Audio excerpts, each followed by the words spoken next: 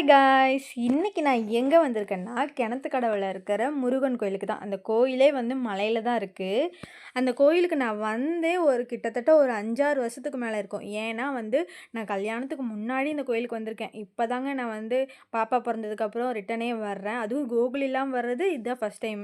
சரி, கோயிலுக்கு வந்தாச்சு, போய் சாமி கும்பிட்டு வந்துடலாம் அப்படின்னு சொல்லிட்டு இங்கே கருப்பராயன் கோயில் இருக்குது. சரி பார்க்கலாம் அப்படின்னு சொல்லிட்டு பார்த்தா அங்கே வந்து கட்டட வேலை நடந்துட்டுருக்கு. அதனால் வந்து அந்த வழியில் எங்களால் போக முடியல. சரி ஓகே, மேலே போய் சாமி கும்பிட்டு வந்துடலாம் அப்படின்னு சொல்லிட்டு குடுகுடுன்னு போய் சாமியை கும்பிட்டு நாங்கள் அப்படியே சுற்றி பார்க்க ஆரம்பிச்சிட்டோம்.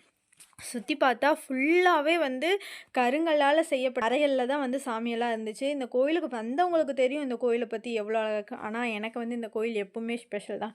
ஏன்னா நான் இந்த கோயிலுக்கு வந்ததுக்கப்புறம் தான் எனக்கு மேரேஜே ஆச்சு. அதனால சொல்கிறேன். சரி நம்ம போயிடலாம், வீட்டுக்கு கிளம்பலாம் அப்படின்னு சொல்லிட்டு போனால் அம்மா என்ன சொன்னாங்க, சரி ஓகே கொஞ்ச நேரம் போய் உட்காந்துட்டு அப்புறமா போகலாம் அப்படின்னு சொன்னாங்க. இந்த வெயில் எங்கெங்கே போகிறது, அதனால தான் சரி கொஞ்சம் நேரம் இருக்கலாம்னு சொல்லிட்டு பாப்பா படுக்க வச்சுட்டு உட்காந்துருந்தேன். நீ ஏன் படுத்துட்டு இருக்க, நம்ம நடந்து பார்க்கலாமா அப்படின்னு சொல்லிட்டு பாப்பாவை நடக்க வச்சுட்டு இருந்தேன். அம்மா சொன்னாங்க, தலையும் நிற்கலை, பாப்பா இன்னும் புரளவும் செய்யலை, எங்கே நடக்க வைக்கிற, காலெல்லாம் வளைஞ்சிரும், அதனால வந்து நடக்க வைக்க வேண்டாம் அப்படின்னு சொன்னாங்க. ஆனால் அவள் என்னமோ ஜாலியாக விளையாண்டுட்டு இருந்தா.